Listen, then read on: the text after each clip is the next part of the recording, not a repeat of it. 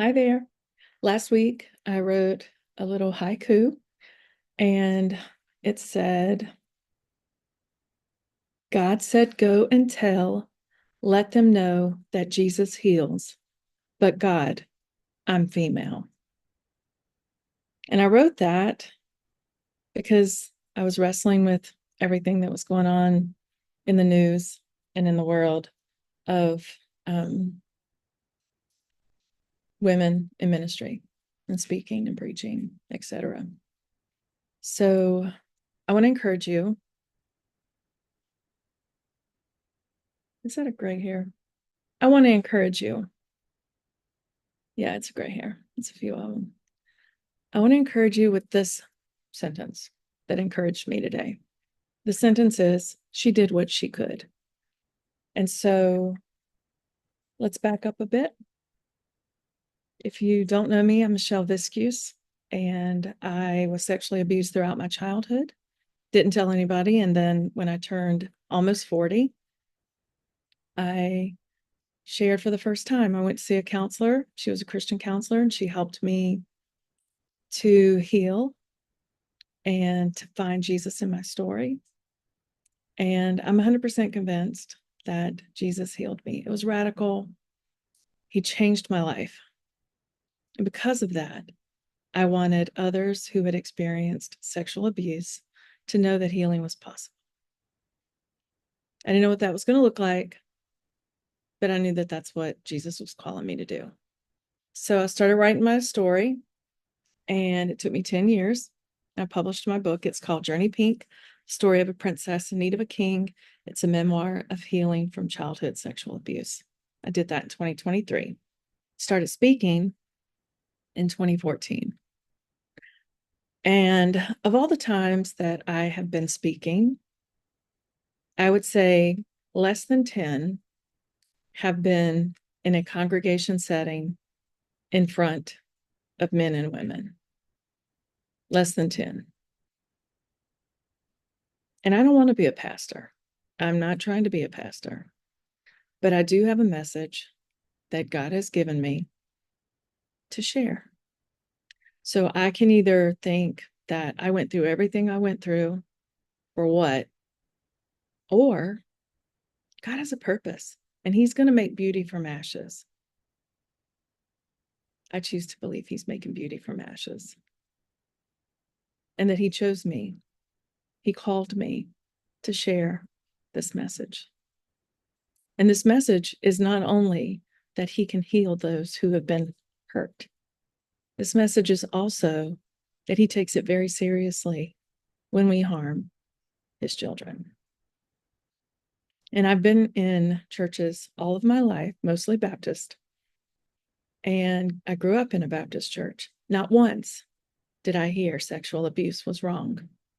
Not once did I hear that your parent or caretaker should not be sexually abusing you. What I did hear was children, obey your parents, honor your father and mother. Both biblical, very true in the scripture, but I think it's important to hear the other side. So because I didn't hear it, I grew up thinking it was okay.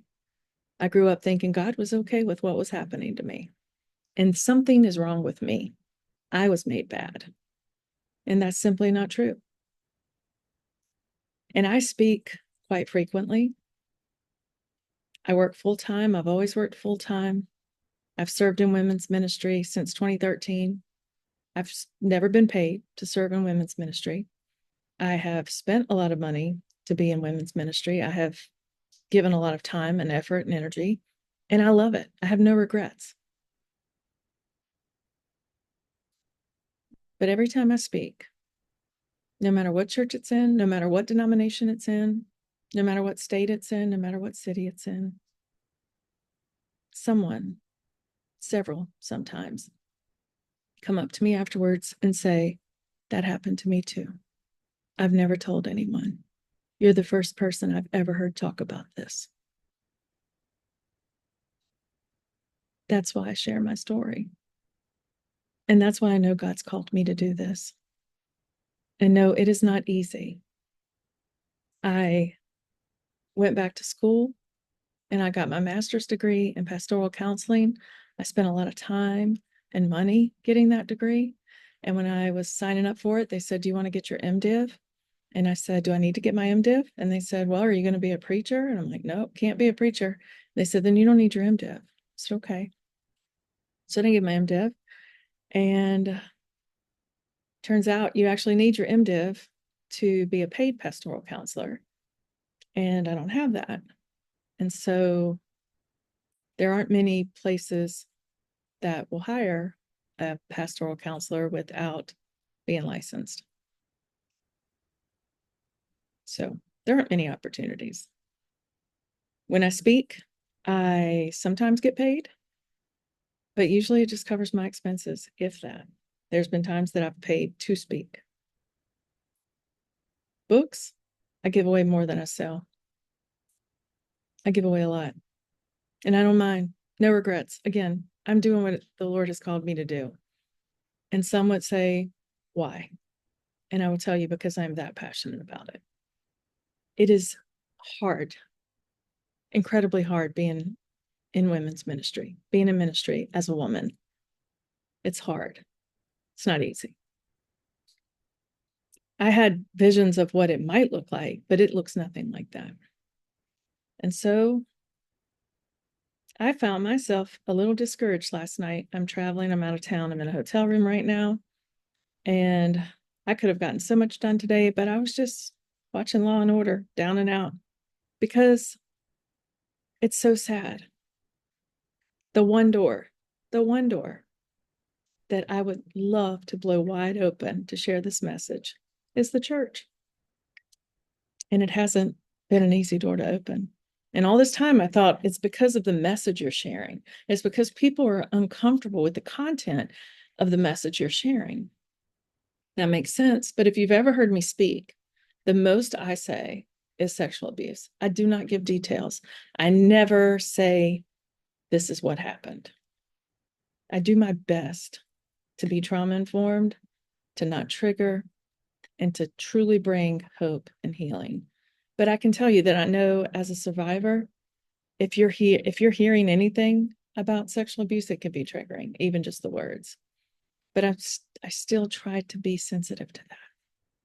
And so it's not that I'm going to get in front of a church and say things that are inappropriate. I don't. But it's a message that needs to be heard, not only by women, but by men. By men. And I don't understand the hesitation for that. Because I don't know when people are talking about it. So I challenge you. Have you heard a pastor recently share about sexual abuse? How it's wrong, how men shouldn't do it, how women shouldn't do it, how it's harmful?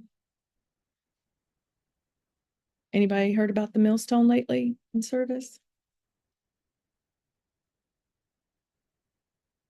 For the person who is being harmed, it could be a game changer. If I had heard anything growing up, what would my life have been like had it given me the courage to say something? Maybe it would have stopped my abuser from continuing. Maybe he would have been completely convicted and stopped. Didn't have the chance. So if you wonder what keeps me awake at night and why I keep going, this is why.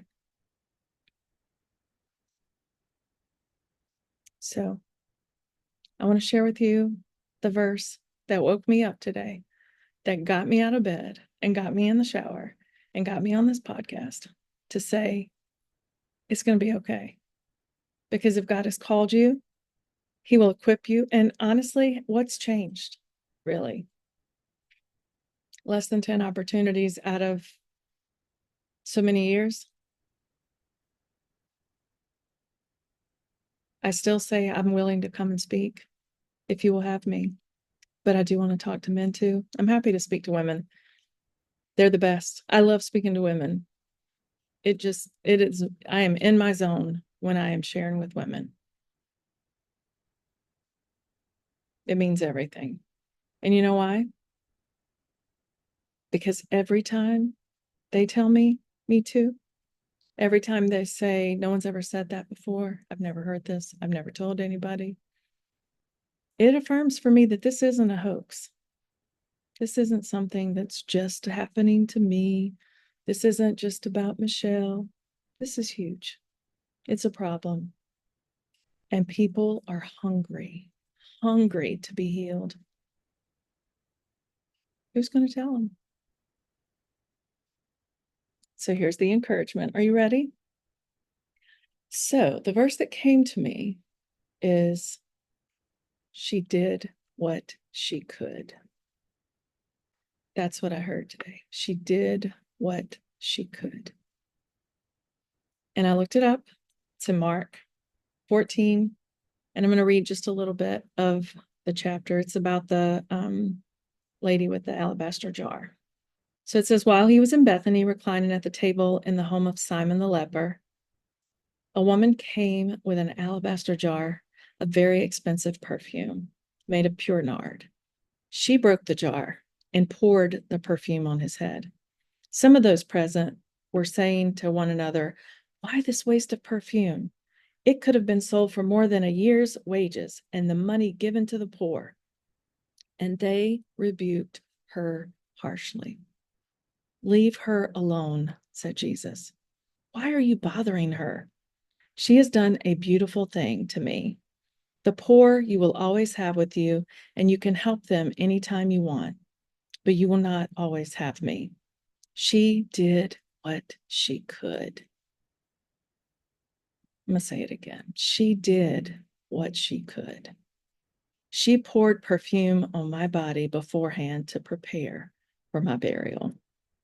Truly, I tell you, wherever the gospel is preached throughout the world, what she has done will also be told in memory of her. She did what she could.